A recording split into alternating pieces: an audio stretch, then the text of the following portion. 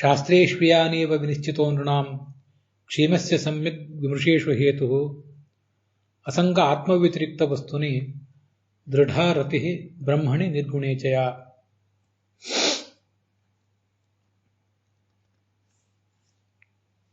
ಯದಿದಂ ಭಾಗವತಂ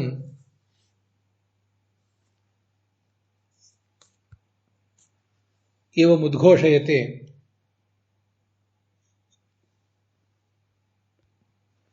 ಕ್ಷೇಮಸ್ಯ ಹೇತುಃ ಅಸಂಗ ಆತ್ಮ ವ್ಯತಿರಿಕ್ತ ವಸ್ತುನಿ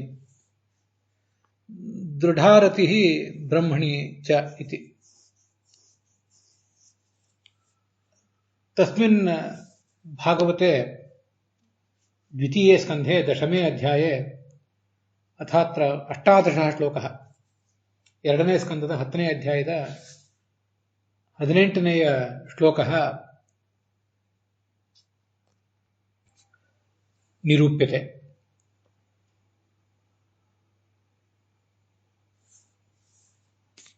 ಭಗವತಃ ಪುತ್ರಸ್ಯ ಚತುರ್ಮುಖಸ್ಯ ಯದಿದಂ ಶರೀರಂ ತಸ್ಮಿನ್ನೇವ ಶರೀರೆ ಕಥಮೇತಾನಿ ವಿವಿಧಾನಿ ಅಂಗಾನಿ ಅಜಾಯಂತ ಕಥಂ ಚ ತದಭಿಮಾನಿ ದೇವತಾಃ ಅಜಾಯಂತ ತಸ್ಯೈವ ದೇವಸ್ಯ ಮೂಲಲೋಕೆ ವರ್ತಮಾನಂ ರೂಪಂ ಅಭಿಮಾನಿ ರೂಪಂ ವಿಭಿನ್ನ ಇಂದ್ರಿಯಾಣಾಂ ವಿಷಯಾಃ ಏವಮೇತೆ ಜಜ್ಜರೆ ಇತಿ ಭಾಗಃ ಯೇಷು ಶ್ಲೋಕೇಷು ಸಂವರ್ಣಿತೆ. ಚತುರ್ಮುಖ ಬ್ರಹ್ಮನ ಶರೀರದಲ್ಲಿ ಹೇಗೆ ಬೇರೆ ಬೇರೆ ಅವಯವಗಳು ಹುಟ್ಟಿದವು ಅನ್ನೋದನ್ನ ಇಲ್ಲಿ ಭಾಗವತ ವರ್ಣನೆ ಮಾಡಿದೆ. ಮೊದಲು ಅವನಿಗೆ ಮುಖ ಹುಟ್ಟಿತು ಅಂತ ಇದೆ. ಮುಖದಿಂದ ತಾಲು ಹುಟ್ಟಿತು, ಅದರಿಂದ ರಸನೇಂದ್ರಿಯ ಅಂದರೆ ಜಿಹ್ವೇಂದ್ರಿಯ, ಅದರ ಅಭಿಮಾನಿ ದೇವತೆ ವರುಣನ ರೂಪ, ರಸನೇಂದ್ರಿಯದ ವಿಷಯವಾದ ರಸಗಳು, ಇವಿಷ್ಟೆಲ್ಲವೂ ಕೂಡ ಜನಿಸಿದವು ಅಂತ ಇಲ್ಲಿ ವರ್ಣನೆ ಮಾಡ್ತಿದ್ದಾರೆ. ಇದನ್ನ ಈ ಶ್ಲೋಕಗಳನ್ನ ನಾನು ಮನನಕ್ಕೆ ತಂದುಕೊಂಡಾಗ ಒಂದು ವಿಚಿತ್ರವಾದ ಸಂಗತಿ ಕಾಣಿಸಿತು. ನಾವು ತಾಯಿಯ ಗರ್ಭದಿಂದ ಹೊರಗೆ ಬರುವಾಗ, ಅದು ಹೆಣ್ಣು ಶಿಶು ಇರಲಿ ಅಥವಾ ಗಂಡು ಶಿಶು ಇರಲಿ, ಮುಖ ಮೊದಲಾದ ಎಲ್ಲ ಇಂದ್ರಿಯಗಳು, 5 ಜ್ಞಾನೇಂದ್ರಿಯಗಳು, 5 ಕರ್ಮೇಂದ್ರಿಯಗಳು ಎಲ್ಲವೂ ಅಲ್ಲಿ ಇದ್ದೇ ಇರ್ತವೆ. ಗರ್ಭದಿಂದ ಹೊರಗೆ ಬಂದ ಮೇಲೆ ಆ ಅವಯವಗಳು ಅಲ್ಲಿ ವ್ಯಕ್ತ ಆಗುವುದು ಅಂತ ಏನಿಲ್ಲ. ಮುಂದೆ ಅವು ಬೆಳೀತವೆ. ಅದೇ ಕಣ್ಣು, ಅದೇ ಕಾಲು, ಅದೇ ಕೈ, ಅದೇ ಜನನೇಂದ್ರಿಯ, ಗುದೇಂದ್ರಿಯ ಮೊದಲಾದವುಗಳು ಮುಂದೆ ಮುಂದೆ ಬೆಳೀತಾ ಹೋಗ್ತಾವಷ್ಟೆ. ಆದರೆ ಹೊಸ ಇಂದ್ರಿಯ ಅಲ್ಲಿ ಹುಟ್ಟುವುದು ಅಂತ ಏನಿಲ್ಲ. ಚತುರ್ಮುಖ ಬ್ರಹ್ಮ ಏನೋ ಹುಟ್ಟಿದ್ದಾನೆ, ಅವನಿಗೆ ಶರೀರ ಹುಟ್ಟಿದೆ, ಭೌತ ಶರೀರ ಹುಟ್ಟಿದೆ. ಆದರೆ ಹುಟ್ಟುವಾಗ ಅದಕ್ಕೆ ಮುಖ ಇರಲಿಲ್ವಾ, ತಾಲು ಇರಲಿಲ್ವಾ, ವಾಗೀಂದ್ರಿಯ ಇತ್ಯಾದಿಗಳು ಯಾವುದೂ ಇರಲಿಲ್ವಾ, ಮೂಗಿರ್ಲಿಲ್ವಾ? ಇದು ತುಂಬಾ ವಿಲಕ್ಷಣವಾಗಿ ಕಾಣುತ್ತದೆ. ಅದಕ್ಕೆ ಹೇಗೆ ಅರ್ಥ ಮಾಡ್ಕೊಳ್ಬೇಕು ಅನ್ನೋದನ್ನು ಇಲ್ಲಿ ವ್ಯಾಖ್ಯಾನಕಾರರು ಯಾರು ಹೇಳಿಲ್ಲ. ಆದರೆ ಒಂದು ಸಂಗತಿ ಹೀಗೆ ನನಗೆ ಕಾಣಿಸ್ತದೆ. ಚತುರ್ಮುಖ ಬ್ರಹ್ಮನದು ಇದು ಭೌತ ಶರೀರವೇ, ಆದರೆ ನಮಗೆ ಹೇಗೆ ಉತ್ಪತ್ತಿಯೋ, ಹೇಗೆ ಹುಟ್ಟೋ ಹಾಗೆ ಚತುರ್ಮುಖ ಬ್ರಹ್ಮನಿಗೆ ಹುಟ್ಟಲ್ಲ.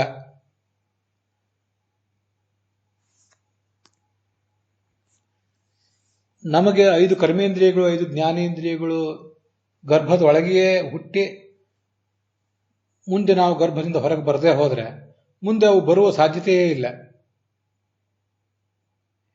ಹೆಚ್ಚು ಕಡಿಮೆ. ಆದರೆ ಚತುರ್ಮುಖ ಬ್ರಹ್ಮನ ಈ ಶರೀರ ಅನ್ನೋದು ವಿಚಿತ್ರವಾದದ್ದು. ಅದು ಭೌತ ದೇಹವೇ ಹೌದು, ಆದರೆ ಈ ಎಲ್ಲ ದೇಹಗಳು, ಈ ಎಲ್ಲ ಇಂದ್ರಿಯಗಳು ಸೂಕ್ಷ್ಮ ರೂಪದಿಂದ ಆತನಲ್ಲಿ ಇದ್ದವು ಅಂತ ಕಾಣಿಸ್ತದೆ. ಆದ್ರಿಂದ ಇಲ್ಲಿ ಎಲ್ಲಾ ಕಡೆಯೂ ಕೂಡ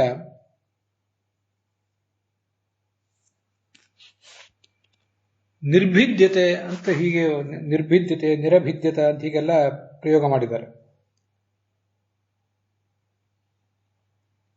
ಆ ಶಬ್ದವನ್ನ ಅದು ನಿರುಪಸರ್ಗಪೂರ್ವಕ ಭಿದು ಧಾತುವನ್ನ ಇವೆಲ್ಲವೂ ಕೂಡ ಶ್ಲೋಕಗಳು ಹೇಳ್ತಾ ಇವೆ.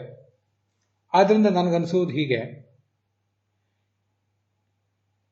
ಈ ಜಗತ್ತಿನಲ್ಲಿ ಕೆಲವು ಕಡೆ ನಾವು ಅಲ್ಲಲ್ಲಿ ನೋಡಿರ್ತೇವೆ, ಒಂದು ಯಾವುದೋ ಪ್ರಾಣಿ ಗಣಪತಿಯ ಅಥವಾ ಮುಖ್ಯ ಪ್ರಾಣನ ಮೂರ್ತಿ, ಅದು ಒಡಮೂಡುವುದು ಅಂತ ಹೇಳ್ತಿರ್ತಾರೆ.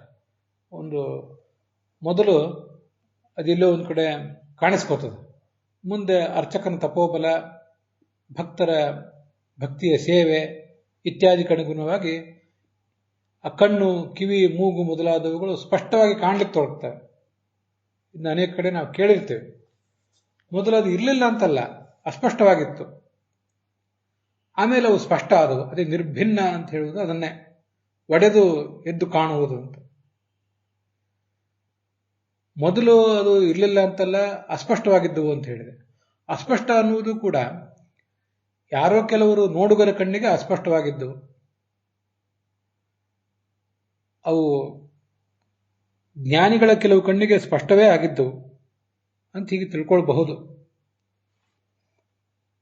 ಇದು ಒಂದು ವಿವರಣೆ.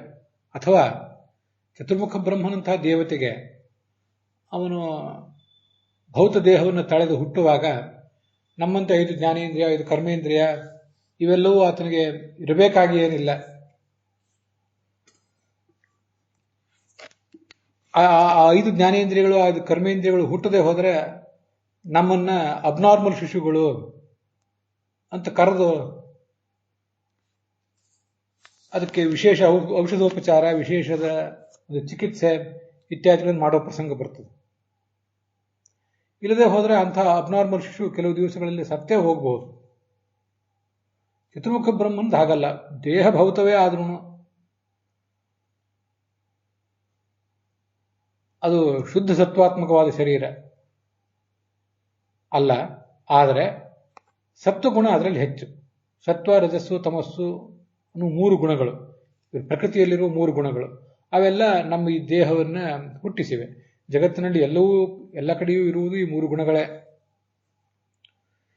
ಚತುರ್ಮುಖ ಬ್ರಹ್ಮನ ದೇಹವು ಕೂಡ ಸತ್ವರಜಸ್ತಮ ಗುಣಗಳಿಂದ ಹುಟ್ಟಿದ್ದೆ. ಆದರೆ ಸತ್ವ ಮಹಾಸತ್ವ ಸೂಕ್ಷ್ಮ ಸತ್ವ ಚತುರ್ಮುಖ ಅಂತ ಗೀತಾ ಪ್ರಸ್ಥಾನದಲ್ಲಿ ಆಚಾರ್ಯ ಹೇಳುವಂತೆ, ಅವನ ಭೌತ ದೇಹದಲ್ಲಿಯೂ ಕೂಡ ಸತ್ವಗುಣ ಅನ್ನೋದು ಬಹಳ ಹೆಚ್ಚು. ರಜೋಗುಣಗಳು, ತಮೋಗುಣಗಳು ಇಲ್ಲವೇ ಇಲ್ಲ ಅನ್ನುವಷ್ಟು ಕಡಿಮೆ. ಇಲ್ಲ ಅಂತಲ್ಲ, ಸೃಷ್ಟಿಯಲ್ಲಿ ಕೇವಲ ಸತ್ವಗುಣ ಇರೋದಿಲ್ಲ. ಆದ್ದರಿಂದ ಸತ್ವಗುಣ ಬಹಳ ಹೆಚ್ಚು. ಸತ್ವ ಮಹಾಸತ್ವ ಸೂಕ್ಷ್ಮ ಸತ್ವ 99.999 ಅಂತ ಹೀಗೆ ಹೇಳ್ತಾ ಹೋಗ್ಬೋದು. ಅಷ್ಟು ಸತ್ವಗುಣವೇ ಚತುರ್ಮುಖ ಬ್ರಹ್ಮನ ಆ ಭೌತ ದೇಹದಲ್ಲಿಯೂ ಕೂಡ. ಯಾವುದೋ ಒಂದು ಅಂಶ ರಜಸ್ಸು ಮತ್ತು ತಮಸ್ಸು ಮಾತ್ರ. ಅಂಥ ಸತ್ವಗುಣ ಭೂಯಿಷ್ಠವಾದಂತಹ ಶರೀರ ಒಂದು. ಆ ಚತುರ್ಮುಖ ಬ್ರಹ್ಮನ ಮೂಲ ಜೀವವೂ ಕೂಡ ಅಷ್ಟೇ, ಮಹಾಸಾತ್ವಿಕ. ಸಾತ್ವಿಕರು, ರಾಜಸರು, ತಾಮಸರು ಅಂತ ವಿಭಾಗ ಇದೆ. ಸಾತ್ವಿಕರು ಮುಕ್ತಿಯೋಗ್ಯರು, ರಾಜಸರು ನಿತ್ಯ ಸಂಸಾರಿಗಳು, ತಾಮಸರು ಅಂದ್ರೆ ದುರ್ಗತಿಗೆ ಭಾಗಿಗಳು ಅಂತ. ಆ ಸಾತ್ವಿಕರಲ್ಲೇ ಮಹಾಸಾತ್ವಿಕ, ಅವನ ಜೀವ ಸ್ವರೂಪದಲ್ಲೇ ಪ್ರಕೃತಿಗೆ ಸಂಬಂಧಪಡದೇ ಇರುವಂತಹ ಒಂದು ಸತ್ವಗುಣ ಇದೆ, ಪ್ರಕೃತಿಗೆ ಸಂಬಂಧಪಡದೇ ಇರುವ ರಜೋಗುಣ ಇದೆ, ತಮೋಗುಣ ಇದೆ. ಚತುರ್ಮುಖ ಬ್ರಹ್ಮನ ಜೀವಸ್ವರೂಪದಲ್ಲಿಯೇ, ರುಜುಗಣಸ್ಥರ ಜೀವಸ್ವರೂಪದಲ್ಲಿಯೇ ಅತ್ಯಂತ ಹೆಚ್ಚಿನ ಸತ್ವಗುಣವೇ ಇರ್ತದೆ. ಅವರ ಭೌತ ದೇಹದಲ್ಲಿಯೂ ಕೂಡ ಸತ್ವಗುಣವೇ ಹೆಚ್ಚಿರ್ತದೆ. ರಜೋಗುಣ ತಮೋಗುಣಗಳು ಇಲ್ಲ ಅನ್ನೋಷ್ಟು ಕಡಿಮೆ ಆಗ್ತವೆ. ಚತುರ್ಮುಖ ಬ್ರಹ್ಮನ ನಂತರ ತಾರತಮ್ಯ ಕಕ್ಷಾದಲ್ಲಿ ಕೆಳಗೆ ಬಂದಂತೆ ರಜೋಗುಣ ತಮೋಗುಣಗಳ ಒಂದು ಪ್ರಮಾಣ ಹೆಚ್ಚಾಗ್ತಾ ಹೋಗ್ತದೆ. ಹೀಗೆ ಇದನ್ನ ಯಾಕೆ ಹೇಳಿದೆ ಅಂದ್ರೆ, ಸತ್ವಗುಣದವೇ ಹೆಚ್ಚಾಗಿ ಉಳ್ಳಂಥ ಶರೀರ ಆ ಭೌತ ಶರೀರವೇ ಹೌದಾದ್ರೂ ಕೂಡ ಸತ್ವಗುಣ ಪ್ರಚುರವಾದ ದೇಹ ಅದು. ಆದ್ರಿಂದ ಅದಕ್ಕೆ ಹುಟ್ಟುವಾಗ ನಮ್ಮಂತೆ 5 ಜ್ಞಾನೇಂದ್ರಿಯ, 5 ಕರ್ಮೇಂದ್ರಿಯಗಳು ಇರಬೇಕಾಗಿಲ್ಲ. ಇದೆಲ್ಲ ಮುಂದೆ ನಡೆಯುವಂಥ ಮುಂದೆ ಹುಟ್ಟುವಂಥ ಜನ ಏನಿದ್ದಾರೆ ಅವರೆಲ್ಲರ ಅಭಿಮಾನಿ ಈ ಚತುರ್ಮುಖ ಬ್ರಹ್ಮ. ಕಾಲ ಜೀವಾಭಿಮಾನಿನ ರೂಪದ್ವಂದ್ವಿ ಚತುರ್ಮುಖ ಅಂತ ಮುಂದೆ ಒಂದು ಕಡೆ ಹೇಳ್ತಾರೆ. ಕಾಲಾಭಿಮಾನಿ ರೂಪ ಒಂದು, ಜೀವಾಭಿಮಾನಿ ರೂಪ ಒಂದು ಅಂತ ಈಗ ಎರಡು ರೂಪಗಳಿವೆ ಚತುರ್ಮುಖ ಬ್ರಹ್ಮನಿಗೆ ಅಂತ. ಕಾಲ ಜೀವ ಗುಣಾದೀನಾಂ ಅಭಿಮಾನಿ ಚತುರ್ಮುಖ ಅಂತ ಇನ್ನೊಂದು ಕಡೆ ಹೇಳ್ತಾರೆ. ಕಾಲಕ್ಕೂ ಅಭಿಮಾನಿ, ಜೀವನ ಗುಣಗಳಿಗೂ ಅವನು ಅಭಿಮಾನಿ ಅಂತ. ಈ ಚತುರ್ಮುಖ ಬ್ರಹ್ಮ ತಾನು ಏನೇನನ್ನು ಅನುಭವಿಸ್ತಾನ ಅವೆಲ್ಲ ಮುಂದೆ ಆಯಾ ಜೀವರಿಗೂ ಕೂಡ ಬರ್ತದೆ ಅಂತ ಅನ್ನೋದನ್ನ ನಾವು ತಿಳ್ಕೊಳ್ಬೇಕು. ಸ್ವಯಂ ಅವನಿಗೆ ಅದೆಲ್ಲವೂ ಆಗ್ತವೆ ಅಂತಿಲ್ಲ. ಭಾಗವತ ತಾತ್ಪರ್ಯದಲ್ಲಿ, ಬೃಹದಾರಣ್ಯಕ ಭಾಷ್ಯದಲ್ಲಿ ಅದನ್ನೆಲ್ಲ ವರ್ಣಿಸಿದ್ದಾರೆ. ಕೆಲವು ಭಾವಗಳು, ಮಾನಸಿಕ ಭಾವಗಳು, ದೈಹಿಕ ಭಾವಗಳು, ಇವೆಲ್ಲ ಭವಿಷ್ಯತಾಂ ಜನಾನಾಂತು ಸ್ವಭಾವಾನಾಂ ಪ್ರಸಿದ್ಧಯೇ ಅಂತ. ಮುಂದೆ ಹುಟ್ಟಲಿರುವ ಜನರಿಗೆ ಅದೆಲ್ಲ ಆಗಬೇಕಾದ್ರೆ ಇವನಿಗೂ ಅದು ಆಗಬೇಕಷ್ಟೆ. ಯಾಕೆಂದ್ರೆ ಅವನು ಜೀವಾಭಿಮಾನಿ ಆದ್ದರಿಂದ.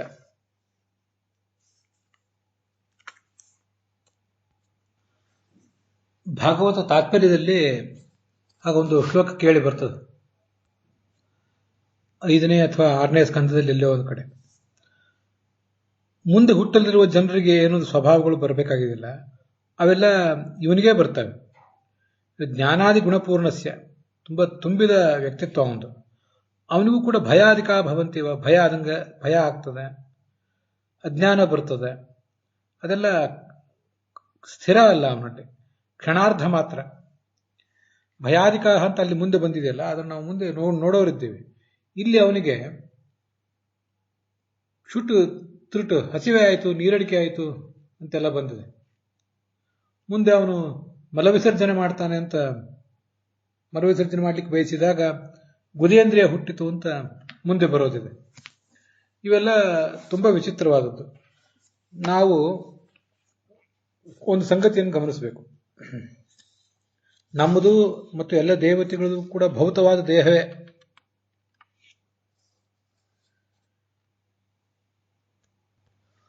ಆದರೆ ನಮ್ಮಲ್ಲಿ ಪಾರ್ಥಿವ ಭೂತ ಹೆಚ್ಚು, ದೇವತೆಗಳಲ್ಲಿ ತೇಜೋ ಮಹಾಭೂತ ಹೆಚ್ಚು. ಹೀಗೆ ಆ ತೇಜೋ ಮಹಾಭೂತದ ನಿರ್ಮಾಣ ಅನಿಸಿಕೊಂಡಿರುವ ಆ ದೇವತಾ ಶರೀರಗಳಲ್ಲಿ ಹೀಗೆ ಮಲ ವಿಸರ್ಜನೆ, ಮೂತ್ರ ವಿಸರ್ಜನೆ, ಹಸಿವು, ನೀರಡಿಕೆ ಇವೆಲ್ಲ ಇರೋದಿಲ್ಲ. ನಮ್ಮಂತೆ ಪುತ್ರೋತ್ಪಾದನೆ ಇವೆಲ್ಲ ಇರೋದಿಲ್ಲ. ಅವರು ಮಾಡುವ ಪುತ್ರೋತ್ಪಾದನೆ ಮೊದಲಾದವುಗಳು ಬೇರೆ ರೀತಿಯಾಗೇ ಇರ್ತವೆ. ಮುಂದೆ 27ನೇ ಶ್ಲೋಕದಲ್ಲಿ ಅದು ಬರೋದಿದೆ. ಮಲ ವಿಸರ್ಜನೆ ಮಾಡ್ಲಿಕ್ಕೆ ಬಯಸಿದ ಅಂತ ಚತುರ್ಮುಖ ಬ್ರಹ್ಮ. ಆವಾಗ ಗುದೇಂದ್ರಿಯ ಹುಟ್ಟಿತು ಅಂತದೆ. ಸರಿ, ನಾವು ಆಹಾರ ತಿಂತೇವೆ. ಆಹಾರ ತಿಂದಾಗ ಅದರ ಒಂದು ಸ್ಥೂಲ ಭಾಗ ಅದು ಮಲ ಆಗ್ತದೆ, ಮಧ್ಯಮ ಭಾಗ ರಕ್ತ ಮಾಂಸ ಆಗ್ತದೆ, ಸೂಕ್ಷ್ಮ ಭಾಗ ಮನಸ್ಸಾಗ್ತದೆ ಅಂತ ಹೀಗೆಲ್ಲ ನಮಗೊಂದು ಪ್ರಕ್ರಿಯೆ ಇದೆ. ಇದೆಲ್ಲ ಪ್ರಕ್ರಿಯೆ ಚತುರ್ಮುಖ ಬ್ರಹ್ಮನಿಗೆ ಇಲ್ಲ, ದೇವತೆಗಳಿಗೆ ಇರೋದಿಲ್ಲ. ಒಂದು ಹಂತದಲ್ಲೂ ಹಸಿವು, ನೀರಡಿಕೆ, ಅದರಿಂದ ಅವನು ತಿನ್ನುವುದು, ತಿಂದದ್ದು ರಕ್ತದಲ್ಲಿ ಹೋಗುವುದು ಅನ್ನುವುದೆಲ್ಲ ಇರೋದಿಲ್ಲ ಅವನಿಗೆ. ಅದರಿಂದ ಮಲವಿಸರ್ಜನೆಯೂ ಇರೋದಿಲ್ಲ. ಮುಖ್ಯವಾಗಿ ಈಗ ನಾವು ಹೇಳ್ತಿರುವಂತಹ ಈ ಎಲ್ಲ ಕ್ರಿಯೆಗಳು ಕೂಡ ಅವನಲ್ಲಿ ಆಗಿದ್ದು ಅದೊಂದು ಪ್ರಯೋಗಶಾಲೆ. ಆದ್ದರಿಂದ ಅವನು ಮಾಡಿದ್ರಿಂದ ಮುಂದೆ ಉಳಿದವರಿಗೂ ಆಗ್ತದೆ ಅಂತ ಆ 27ನೇ ಶ್ಲೋಕದ ಭಾಗವತ ತಾತ್ಪರ್ಯದಲ್ಲಿ ಕೂಡ ಮುಂದೆ ಅದನ್ನು ಹೇಳ್ತಾರೆ. ಹೀಗೆ ಚತುರ್ಮುಖ ಬ್ರಹ್ಮ ತಾನು ಅದನ್ನೆಲ್ಲ ಮಾಡಿಕೊಂಡು ಜಗತ್ತಿಗೂ ಕೂಡ ಅದು ಆಗುವಂತೆ ಮಾಡಿದ ಅಂತ ತಿಳ್ಕೊಳ್ಬೇಕು. ಅಲ್ಲೀಗ ಮುಖತಃ ತಾಲು ನಿರ್ಭಿನ್ನಂ ಅಂತ ಮೊದಲನೇದಾಗಿ. ಮುಖತಃ ಅಂತ ಏನಿದೆ, ಮುಖದಲ್ಲಿ ತಾಲು ಹುಟ್ಟಿತು ಅಂತ. ತಾಲು ಅಂದ್ರೆ ಈ ನಮ್ಮ ಬಾಳಿಯ ಒಳಾಂಗಣ, ನಾಲಿಗೆ ಏನಿರ್ತದಲ್ಲ, ಆ ನಾಲಿಗೆ ಮೇಲ್ಭಾಗ ಕೆಳಭಾಗ ಐತಿಲ್ಲ, ರೂಫ್ ಆಫ್ ಅವ್ರ ಮೌತ್ ಅಂತ ಹೀಗೆಲ್ಲ ಹೇಳ್ತಾರೆ. ಅದನ್ನು ಅಂತೂ ದವಡೆ ಅಷ್ಟು ಭಾಗಕ್ಕೆ ಈ ತಾಲು ಅಂತ ಹೇಳ್ತಾರೆ. ಮೊದಲು ಬಾಯಿ ಹುಟ್ಟಿತು, ಅದನ್ನು ಹಿಂದೆ ನೋಡಿದ್ದೇವೆ 17ನೇ ಶ್ಲೋಕದಲ್ಲಿ. ಈಗ ಆ ಬಾಯಿಯಲ್ಲಿ, ಬಾಯಿಯಿಂದ ಅಂತಿದೆ, ಬಾಯಿಯಿಂದ ಅನ್ನೋದಕ್ಕಿಂತ ಬಾಯಿಯಲ್ಲಿ ಅಂತ ಕೆಲವರು ಅರ್ಥ ಮಾಡಿದ್ದಾರೆ, ವಿಜಯಧ್ವಜರು, ಯಾದವಾರ್ಯರು ಮೊದಲಾದವರೆಲ್ಲ. ಅಲ್ಲಿ ತಾಲು ಅಂದರೆ ಅದು ಅಣ್ಣಾಲಿಗೆ ಅಂತ ಕನ್ನಡದಲ್ಲಿ ಹೇಳ್ತಾರೆ, ದವಡೆ ಅಂತ ಅದನ್ನು ಹೇಳ್ತಾರೆ. ಇಂಗ್ಲಿಷ್ನಲ್ಲಿ ಅದನ್ನೇ ಪಲೇಟ್ ಅಂತ ಹೇಳ್ತಾರೆ. Roof of the mouth separating the cavities of the mouth and nose.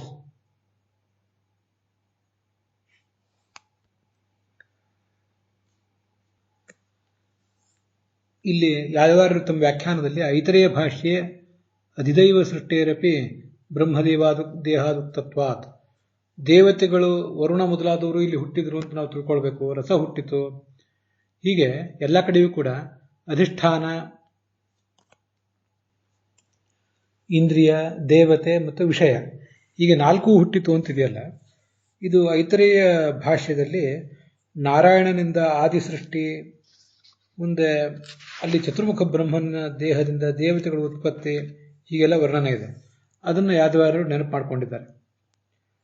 ಸ ಈಕ್ಷತ ಲೋಕಾನು ಸೃಜಾ ಇತಿ, ನಾರಾಯಣ ಆಲೋಚನೆ ಮಾಡಿದಂತೆ ಲೋಕಗಳನ್ನು, ಲೋಕಾಭಿಮಾನಿಗಳೆಲ್ಲರನ್ನೂ ಸೃಷ್ಟಿ ಮಾಡಬೇಕು ಅಂತ ಆ ಉಪನಿಷತ್ತಿನ ಆ ಭಾಗ ಪ್ರಾರಂಭ ಕಂಡಿದೆ. ಐತರೇಯ ಉಪನಿಷತ್ತಿನ ಆ ಭಾಗ ಮತ್ತು ಉಪನಿಷತ್ ಭಾಷ್ಯದ ಭಾಗ ಓದಿದರೆ ಮೊದಲು ಚತುರ್ಮುಖ ಬ್ರಹ್ಮನ ಶರೀರ ಹೇಗಿತ್ತು ಮತ್ತು ಅದು ಹೇಗೆ ಆಮೇಲೆ ಅಂಗಾಂಗಗಳ ಉತ್ಪತ್ತಿಯನ್ನು ಪಡೆಯಿತು ಅನ್ನೋದು ನಮಗೆ ಸ್ಪಷ್ಟ ಆಗ್ತದೆ. ಉಪನಿಷತ್ನಲ್ಲಿ ಸಹ ಅಧ್ಯಯವ ಪುರುಷಂ ಸಮುದ್ಧೃತ್ಯ ಅಮೂರ್ಛಯತ್ ಅಂತ ಹೀಗೆ ಉಪನಿಷತ್ತಿನಲ್ಲಿದೆ. ಅದು ಸ್ಪಷ್ಟ ಆಗೋದಿಲ್ಲ. ಆಚಾರ್ಯರಲ್ಲಿ ಹೇಳ್ತಾರೆ, ಭಾಗಾನ್ ಉದ್ಧೃತ್ಯ ಪಿಂಡವತ್ ಚೇತನಾಚೇತನಂ ರಾಶಿಂ ಏಕಸ್ಥಂ ವಿದಧೇ ಪ್ರಭು ಅಂತ. ಸರ್ವಜೀವೋತ್ತಮನಾದಂಥ ಪುರುಷ ಶಬ್ದವಾಚ್ಯನಾದ ಚತುರ್ಮುಖ ಬ್ರಹ್ಮನ ಶರೀರವನ್ನು ಒಂದು ಪಿಂಡಾಕಾರವಾಗಿ ಸೃಷ್ಟಿ ಮಾಡಿದ ಅಂತ. ಪಿಂಡವತ್, ದೊಡ್ಡ ಮುದ್ದೆ ಅಂತ ಇತ್ತದು ಮೊದಲು. ತಮ್ಮ ಅಭ್ಯಪತತ, ಮುಂದೆ ಉಪನಿಷತ್ತು ಹೀಗಿದೆ, ಭಗವಂತ ಆ ಶರೀರವನ್ನೇ ಪ್ರೇರಿಸಿದ. ಆವಾಗ ತಸ್ಯ ಅಭಿತಪ್ತಸ್ಯ, ಚತುರ್ಮುಖ ಬ್ರಹ್ಮನ ಆ ಶರೀರದಲ್ಲಿ ಭಗವಂತನ ಸ್ಪರ್ಶ ಆದಾಗ ಮೊದಲಲ್ಲಿ ಮುಖ ಹುಟ್ಟಿತು. ಮುಖದಲ್ಲಿ ವಾಕ್ ಮೊದಲಾದವು ಹುಟ್ಟಿದವು, ವಾಕಿನಿಂದ ಅಗ್ನಿ ಹುಟ್ಟಿದ ಅಂತ ಹೀಗೆ ಒಂದೊಂದನ್ನೇ ವರ್ಣನೆ ಮಾಡ್ತಾರೆ. ಅಲ್ಲಿ ಭಾಷ್ಯ ಇದೆ, ಅಂಡವನ್ ಮುಖಮಸ್ಯಾಸೀತ್ ಪ್ರಥಮಂತು ಶಿರೋಭಿಧಂ. ಮೊದಲು ಆ ಚತುರ್ಮುಖ ಬ್ರಹ್ಮನ ಶರೀರ ಹೇಗಿತ್ತು? ಅದು ಅಂಡಾಕಾರವಾಗಿತ್ತು ಮೊದಲು. ಅದು ಮುಂದೆ ಭಗವಂತನ ಪ್ರೇರಣೆಯಿಂದ ಈ ಎಲ್ಲ ಥರದ ರೂಪಗಳನ್ನು ಪಡೀತಾ ಹೋಯಿತು ಅಂತ. ನಾವು ಹೀಗೆ ಅಂಡಾಕಾರವಾಗಿ ಹುಟ್ಟುವುದು ಸಾಧ್ಯವೇ ಇಲ್ಲ. ನಾವು ಜ್ಞಾನೇಂದ್ರಿಯ ಕರ್ಮೇಂದ್ರಿಯ ವಿಶಿಷ್ಟರಾಗೇ ಹುಟ್ಟುತ್ತೇವೆ, ಮುಂದೆ ಅಂಗಾಂಗಗಳೆಲ್ಲ ಒಡೆದು ಹೊರಗೆ ಬರ್ತೇವೆ. ಆದರೆ ಚತುರ್ಮುಖ ಬ್ರಹ್ಮ ಆ ಥರ ಹುಟ್ಟಲಿಲ್ಲ. ನಮಗೆ ಇದು ಈ ಜಗತ್ತಿನಲ್ಲೂ ಕೂಡ ಅಲ್ಪ ಸ್ವಲ್ಪ ಗೊತ್ತಿದೆ. ಕೆಲವು ಹಕ್ಕಿಗಳು ಮೊದಲಾದವುಗಳು ಮೊಟ್ಟೆಯನ್ನು ಮೊದಲು ಹೆರ್ತವೆ. ಮೊಟ್ಟೆಯನ್ನು ಹೆತ್ತಾದ ಮೇಲೆ ಆ ಮೊಟ್ಟೆ ಮತ್ತೆಷ್ಟೋ ಕಾಲ ತನ್ನ ತಾಯಿಯ ಕಾವನ್ನು ಅನುಭವಿಸಿ, ಉಷ್ಣತೆಯನ್ನು ಅನುಭವಿಸಿ, ಮುಂದೆ ಆ ಮೊಟ್ಟೆ ಒಡೆದು ಒಳಗಿನ ಶಿಶು ಹೊರಗೆ ಬರ್ತದೆ. ಆದ್ರಿಂದಲೇ ಹಕ್ಕಿಗಳನ್ನು ದ್ವಿಜ ಅಂತಾರೆ. 2 ಬಾರಿ ಹುಟ್ಟುತ್ತವೆ ಅವು ಅಂತ. ಒಂದು ಬಾರಿ ಮೊಟ್ಟೆ ರೂಪದಲ್ಲಿ, ಇನ್ನೊಂದು ಬಾರಿ ಆ ಮರಿಯ ರೂಪದಲ್ಲಿ ಅಂತ. ಮನುಷ್ಯ ನೇರವಾಗಿ ತಾಯಿಯ ಗರ್ಭದಿಂದಲೇ ಸಕಲ ಇಂದ್ರಿಯ, ಜ್ಞಾನೇಂದ್ರಿಯ, ಕರ್ಮೇಂದ್ರಿಯ ಸಮೇತನಾಗೇ ಹುಟ್ಟುತ್ತಾನೆ. ಹಕ್ಕಿಗಳು ಮೊದಲು ಮೊಟ್ಟೆ ರೂಪದಿಂದ ಬಂದಿರ್ತವೆ. ಮುಂಚೆ ಅದರ ನಂತರ ತಾಯಿ ಅದಕ್ಕೆ ಕಾವು ಕೊಡ್ತದೆ ಅಂತ ನೋಡಿದರು, ಒಂದು ತಾಪವನ್ನು ಕೊಡ್ತದೆ ಅಂತ. ಅಂಥದ್ದು ಕೆಲವು ಮಾತುಗಳು ಇಲ್ಲಿವೆ, ಅದನ್ನು ನಾವು ಗಮನಿಸಬೇಕು. ಪರಮಾತ್ಮ ಈ ಜಗತ್ತನ್ನ ಸೃಷ್ಟಿಸಿದಂಥ ತಾಯಿಯೂ ಹೌದು. ಅದಕ್ಕೆ ಅವನನ್ನ ಸವಿತಾ ಅಂತ ಹೇಳ್ತಾರೆ. ಜಗತ್ತಿನಲ್ಲಿ ಸವಿತ್ರಿ ಅಂದ್ರೆ ತಾಯಿ, ಸ್ತ್ರೀಲಿಂಗ. ಅದು ಜಗತ್ತಿನಲ್ಲಿ ತಾಯಿಯನ್ನು ಕುರಿತು ಸ್ತ್ರೀಲಿಂಗ ಅಂತ ಶಬ್ದ ಪ್ರಯೋಗ ಮಾಡ್ತಾರೆ, ಹೆರುವವಳು ಅಂತ ಅರ್ಥ. ಸವಿತಾ ಅನ್ನೋ ಶಬ್ದವನ್ನ ಪುಲ್ಲಿಂಗದಲ್ಲಿ ಭಗವಂತನಿಗೆ ಪ್ರಯೋಗ ಮಾಡಿದ್ದಾರೆ. ಜಗತ್ತನ್ನ ತಾನು ಹೊತ್ತು ಹೆತ್ತಂಥ ತಂದೆ ಅವನು ಅಂತ ಮುಂದೆನೂ ಒಂದು ಕಡೆ ಅದು ಬರೋದಿದೆ. ಉದಕಂ ವಾಯುನಾ ಶುಷ್ಕಂ ಭಿನ್ನಂ ಪದ್ಮಮಭೂದ್ಧರೇಹೆ ಅಂತ. ಭಗವಂತನ ಉದರದಲ್ಲಿ ಆ ಗರ್ಭ ಇತ್ತು, ನೀರಿತ್ತು, ಅದು ಗಾಳಿಯ ಸಂಪರ್ಕವನ್ನು ಪಡೆದು ಒಣಗಿತ್ತು, ಘನರೂಪವನ್ನು ತಾಳಿತು, ಪದ್ಮವಾಗಿ ಹೊರಗೆ ಬಂತು ಅಂತ. ಆ ಪದ್ಮ ಅಂದ್ರೆ ಅದು ಬ್ರಹ್ಮಾಂಡವೇ ಪದ್ಮ. ಅಭೂತ್ ಪುಷ್ಕರಂ ಲೋಕಸಾರಂ ಅಂತ, ಲೋಕರೂಪವಾದ ಪದ್ಮ ಅದು ಅಂತ ಶಾಸ್ತ್ರದಲ್ಲಿ ವರ್ಣನೆ ಮಾಡಿದ್ದಾರೆ. ಅಲ್ಲಿ ಹುಟ್ಟಿದವನೇ ಈ ಚತುರ್ಮುಖ ಬ್ರಹ್ಮ. ಹೀಗೆ ಭಗವಂತ ಜಗತ್ತನ್ನ ತನ್ನ ಗರ್ಭದಲ್ಲಿ, ಚತುರ್ಮುಖ ಬ್ರಹ್ಮನೂ ಸೇರಿದಂತೆ ಈ ಜಗತ್ತನ್ನ ಗರ್ಭದಲ್ಲಿ ಹೊತ್ತು ಹೆತ್ತಂತಹ ತಾಯಿಯೂ ಹೌದು. ಆದ್ರಿಂದ ಆತ ಸವಿತಾ ಮುಖ್ಯವಾಗಿ. ಅವನು ಆ ಪರಮಾತ್ಮ ಆ ಮೊಟ್ಟೆಯಂತಿರುವ ಬ್ರಹ್ಮನ ದೇಹವನ್ನು ಹೆತ್ತ ಮೇಲೆ ಅಭ್ಯಪತತ್, ಅದನ್ನು ಪ್ರೇರಿಸಿದ ಅಂತ ಇಲ್ಲೆಲ್ಲ ಇರೋದು. ಪ್ರೇರಿಸಿದ ಅಂದ್ರೆ ಅಭಿ ಅಪತತ್, ಬಿದ್ದ ಅಂತ ಅರ್ಥ ಅಲ್ಲ. ಅಭಿ ಅತಪತ್, ನಾನು ಓದುವಾಗ ಸ್ವಲ್ಪ ತಪ್ಪಾಗಿ ಹೇಳಿದೆ ಅಷ್ಟೇ. ಅಭಿ ಅತಪತ್, ಅದಕ್ಕೆ ಕಾವು ಕೊಟ್ಟ ಅಂತ. ಅಭಿತಾಪ, ತಾಯಿ ಹಕ್ಕಿ ಮೊಟ್ಟೆಗಳಿಗೆ ಹೇಗೆ ಕಾವು ಕೊಡ್ತದಲ್ಲ ಹಾಗೆ ಅವನಕ್ಕೆ ಕಾವು ಕೊಟ್ಟ. ತಸ್ಯ ಅಭಿತಪ್ತಸ್ಯ, ಆ ಪಿಂಡದಂತಿರುವ ಮೊಟ್ಟೆಯಂತಿರುವ ಬ್ರಹ್ಮನ ಆ ದೇಹ ಅದು ಕಾವನ್ನು ಸ್ವೀಕಾರ ಮಾಡಿದಾಗ ಆ ಕಾವಿನ ಕಾರಣದಿಂದಾಗಿ ಮೊದಲು ಮುಖಂ ನಿರಭಿದ್ಯತ. ನೋಡಿ, ಇಲ್ಲಿ ಉಪನಿಷತ್ನಲ್ಲಿ ಕೂಡ ನಿರಭಿದ್ಯತ ಅಂತ ಹೀಗೆ ಶಬ್ದನೇ ಇದೆ. ಭಿನ್ನಂ ಹಾಸ್ಯಂ ಅಂತ ಮುಂದೆ ಆ ಐತರೇಯ ಉಪನಿಷತ್ತಿನ ಭಾಷ್ಯದಲ್ಲಿ ಕೂಡ ಭಿನ್ನಂ ಅನ್ನೋ ಶಬ್ದವನ್ನೇ ಪ್ರಯೋಗ ಮಾಡಿದ್ದಾರೆ. ಅದೇ ಒಡೆದು ಮೂಡುವುದು ಅಂತ ನಾನು ಹೇಳಿದ್ದು ಅದಕ್ಕಾಗಿ. ಹೀಗೆ ಮೊದಲು ಮುಖ, ಅದರಿಂದ ತಾಲು, ಅದರಿಂದ ಜಿಹ್ವಾ ಹುಟ್ಟಿದವು ಅಂತ 18ನೇ ಶ್ಲೋಕದಲ್ಲಿದೆ. ಹಾಗಾದ್ರೆ ಇಲ್ಲಿ ಮುಖ ಅಂದ್ರೆ ಏನು ಅಂತ ಬೇಕಲ್ಲ. ಸಾಮಾನ್ಯವಾಗಿ ತಲೆ ಅಂದ್ರೆ ನಮ್ಮ ತಲೆ ಕೂದಲಿರುವಂತಹ ಜಾಗ, ಮತ್ತೆ ಮುಖ ಕಣ್ಣು, ಕಿವಿ, ಹಣೆ, ಮೂಗು, ನಾಲಿಗೆ, ಬಾಯಿ, ತುಟಿ, ಹಲ್ಲು ಇತ್ಯಾದಿ ಇರುವಂತಹ ಜಾಗ, ಇದಕ್ಕೆ ಮುಖ ಅಂತಾರೆ. ಇದೆಲ್ಲವನ್ನೂ ಸೇರಿ ರುಂಡ ಅಂತಾರೆ, ನಮ್ಗದು ಗೊತ್ತಿದೆ. ಹಾಗಾದ್ರೆ ಇಲ್ಲಿ ಮುಖ ಅಂದ್ರೆ ಯಾವುದು? ಪ್ರಾಯ ಆ ರುಂಡವನ್ನೇ ಇಲ್ಲಿ ಮುಖ ಅಂತ ಹೇಳಿದಂತೆ ಕಾಣಿಸ್ತದೆ.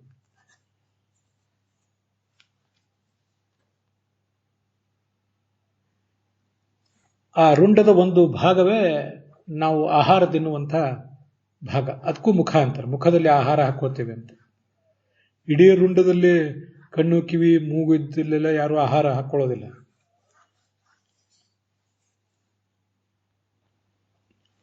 ಮುಖ ಅಂದ್ರೆ ಕೇವಲ ನಾವು ಆಹಾರ ಸ್ವೀಕಾರ ಮಾಡುವ ಒಂದು ತುಟಿ ತೆರೆದಾಗ ಉಂಟಾಗುವಂತಹ ಒಂದು ಕ್ಯಾವಿಟಿ ಏನಿದೆ, ಒಂದು ಅವಕಾಶ, ಅಷ್ಟು ಮಾತ್ರ ಅಂತ ತಿಳ್ಕೊಂಡ್ರು ಸಾಕು. ಆದ್ರೆ ಮುಖ ಅಂದ್ರೆ ಇಡೀ ರುಂಡ ಅಂತ ನಾನು ಅರ್ಥ ಮಾಡಿದ್ದೆ. ಯಾಕೆಂದ್ರೆ ಅದು ಮುಂದೆ ಕಣ್ಣುಗಳ ಉತ್ಪತ್ತಿ ಇತ್ಯಾದಿಗಳನ್ನ ಹೇಳೋರಿದ್ದಾರೆ, ಕಿವಿಯ ಉತ್ಪತ್ತಿ ಮೊದಲಾದವುಗಳನ್ನು. ಇವೆಲ್ಲವೂ ಕೂಡ ಆಗುವುದು ಆ ಒಟ್ಟಾರೆ ಭಾಗದಲ್ಲಿ. ಹಣೆ, ಕಣ್ಣು, ಕಿವಿ, ಮೂಗು, ನಾಲಿಗೆ, ರಸನೇಂದ್ರಿಯ ಇತ್ಯಾದಿ ಎಲ್ಲವನ್ನೂ, ಹಲ್ಲು, ತುಟಿ ಇತ್ಯಾದಿ ಎಲ್ಲವನ್ನೂ ಒಳಗೊಂಡಂತಹ ಒಂದು ಭಾಗ ಏನಿದೆ, ಅದನ್ನೇ ಅಂತಹ ರುಂಡವನ್ನೇ ಇಲ್ಲಿ ಮುಖ ಅಂತ ಹೇಳುವುದು ಒಳ್ಳೆಯದು ಅಂತ ನನ್ನ ಅಭಿಪ್ರಾಯ. ನಾನಾ ಥರದ ರಸಗಳು ಅವು ಕೂಡ ಇಲ್ಲೇ ಹುಟ್ಟಿದವು. ಶ್ರೀಧರರು ಕೂಡ ವರುಣಶ್ಚ ದೇವತಾ ಜ್ಞಾತವ್ಯ ಅಂತ ಬರೆದಿದ್ದಾರೆ. ಇಲ್ಲೇನು ಭಾಗವತದಲ್ಲಿ ಶಿರಸ್ ಅಂತಿದೆ, ಭಾಗವತದಲ್ಲಿ ಮುಖ ಅಂತಿದೆ, ಅದನ್ನೇ ಆ ಉಪನಿಷತ್ತಿನಲ್ಲಿ ಮುಖಂ ಅಂತಾನೆ ಹೇಳಿದ್ದಾರೆ. ಮತ್ತೆ ಉಪನಿಷತ್ ಭಾಷ್ಯದಲ್ಲಿ ಮಾತ್ರ ಪ್ರಥಮಂತು ಶಿರೋಭಿಧಂ ಅಂತ ಹೀಗೆ ವರ್ಣನೆ ಮಾಡಿದ್ದಾರೆ. ಮುಖ ಅಂದರೆ ಶಿರಸ್ಸೆಂಬ ಅಂಗ ಒಂದು ಅಂಡಾಕಾರವಾಗಿ ಹುಟ್ಟಿತು ಅಂತ. ಇವತ್ತು ನಿಮ್ಮ ತಲೆಗಳು ಕೂಡ ಅಂಡಾಕಾರವಾಗೇ ಇರ್ತವೆ. ನಮ್ಮ ಒಟ್ಟಾರೆ ತಲೆ ಏನಿದೆ, ಆ ತಲೆ ಅಥವಾ ರುಂಡ ಅಂತ ನಾನೇನು ಹೇಳಿದೆ, ಅದನ್ನೇ ಇಲ್ಲಿ ಮುಖ ಅಂತ ಹೇಳಿರೋದು. ಅದಕ್ಕಾಗಿಯೇ ಕೇವಲ ನಾವು ಉಣ್ಣುವ ಒಂದು ಜಾಗ ಏನಿದೆ, ಕುಡಿಯುವ ಜಾಗ ಏನಿದೆ, ಅದು ಮಾತ್ರ ಇಲ್ಲಿ ಮುಖ ಅಲ್ಲ ಅಂತ ನಾನು ಹೇಳಿದ್ದಕ್ಕೆ ಉಪನಿಷತ್ತಿನಲ್ಲಿ ಕೂಡ ಹೀಗೆ ಆಧಾರ ಇದೆ. ಅದೇ ಹುಟ್ಟಿದ್ದು ಮೊದಲು. ಹೀಗೆ ಇವತ್ತು ಆ ತಲೆ ಎನ್ನುವ ಭಾಗ, ತಲೆ ಅಥವಾ ಮುಖ ಎಂಬ ಭಾಗದ ವರ್ಣನವನ್ನ ಭಾಗವತಕ್ಕನುಸಾರವಾಗಿ ಮತ್ತು ಐತರೇಯ ಉಪನಿಷತ್ತಿಗನುಸಾರವಾಗಿ ನೋಡಿದ್ದೇವೆ. ತುಂಬ ಸುಂದರವಾದಂಥ ಉದಾಹರಣೆ ಇದೆ. ದ್ವಾಸಪರ್ಣ ಸವಿಜಾ ಸಖಾಯ. ಭಗವಂತನೂ ಒಂದು ಹಕ್ಕಿ, ಜೀವ ಒಂದು ಹಕ್ಕಿ. ಭಗವಂತ ನಮಗೆ ಸ್ನೇಹಿತ ಹೌದು, ಆದರೆ ತಾಯಿ ಅನ್ನೋದು ಮುಖ್ಯ. ಆ ತಾಯಿ ಹಕ್ಕಿ ಈ ಬ್ರಹ್ಮವೆಂಬ ಮರಿ ಹಕ್ಕಿಯನ್ನ ಹುಟ್ಟಿಸಿ, ಮೊದಲು ಮೊಟ್ಟೆಯ ರೂಪದಲ್ಲಿ ಹುಟ್ಟಿಸಿ ಅಭ್ಯತಪತ್ ಪ್ರೇರಿಸಿದ ಅಂತ ಅಲ್ಲೆಲ್ಲ ಅರ್ಥ ಇದೆ. ಆದರೆ ಅದು ತಾಯಿ ಹಕ್ಕಿ ಆದ್ರಿಂದ ಕಾವು ಕೊಟ್ಟಿತು. ಅದು ತುಂಬಾ ಸುಂದರವಾದಂತಹ ಒಂದು ಉದಾಹರಣೆ. ಆ ಕಾವಿನಿಂದಾಗಿ ಆ ಮೊಟ್ಟೆಯಲ್ಲಿ ಬ್ರಹ್ಮನ ರೂಪ ಒಡೆದು ಮೂಡಲಿಕ್ಕೆ ತೊಡಗಿತ್ತು. ಕಾವು ಅಂದರೆ ನಮ್ಗೆ ಗೊತ್ತಿರುವಂತೆ ಕಾವು ಒಂದು ವಾರ್ಮ್ತ್, ಬೆಚ್ಚಗಿರುವಿಕೆ, ಇದೆಲ್ಲ ಒಂದು ಪ್ರೇಮದ, ಪ್ರೀತಿಯ, ವಾತ್ಸಲ್ಯದ ಸಂಕೇತವೂ ಕೂಡ.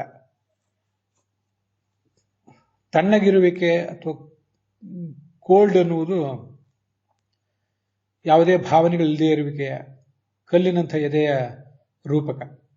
ಆದ್ದರಿಂದ ಭಗವಂತ ಇಲ್ಲಿ ಕಾವು ಕೊಡುವುದು ಅಂದರೆ ತಾಯಿ ಹಕ್ಕಿಯಾದ ಭಗವಂತ ಮರಿಹಕ್ಕಿ ಅನಿಸಿದ ಚತುರ್ಮುಖ ಬ್ರಹ್ಮನೆಂಬ ಮೊಟ್ಟೆಗೆ ಕಾವು ಕೊಟ್ಟದ್ದು, ಪ್ರೇಮದ ರಕ್ಷಣೆಯನ್ನು ಕೊಟ್ಟದ್ದು, ಅವನಿಗೆ ಅಂಗಾಂಗಗಳೆಲ್ಲ ಮೂಡಲಿ ಅಂತ ಬಯಸಿದ್ದು, ತನ್ನ ಮಗುವಾದ ಆ ಚತುರ್ಮುಖ ಬ್ರಹ್ಮನಿಗೆ ಮುಖ, ಕಣ್ಣು, ಕಿವಿ, ಮೂಗೆಲ್ಲವೂ ಹುಟ್ಟಿ ಸುಂದರವಾದ ಪುರುಷಾಕಾರವನ್ನು ಅದು ತಾಳ್ಲಿ ಅಂತ ಬಯಸಿದ್ದು ಅನ್ನುವಲ್ಲಿ ಆ ದ್ವಾಸಪರ್ಣ ಅನ್ನುವ ಶ್ರುತಿಯ ಒಂದು ಅಭಿಪ್ರಾಯವೂ ಕೂಡ ಅಡಕಾಗಿದೆ.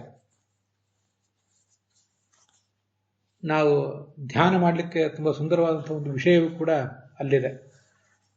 ಜೀವನನ್ನು ಮತ್ತು ಪರಮಾತ್ಮನನ್ನು ಇಬ್ಬರನ್ನು ಸುಪರ್ಣಗಳು ಅಂತ ಧ್ಯಾನ ಮಾಡಲಿಕ್ಕೆ ಬೇಕಾದಂಥ ಅಂಶವೂ ಕೂಡ ಅಲ್ಲಿದೆ. ಅದನ್ನು ಇವತ್ತು ನೋಡಿದ್ದೀವಿ. ಈ ಭಾಗ ಅಲ್ಲಿಗೆ ಸಮಾಪ್ತ ಆಗಿದೆ.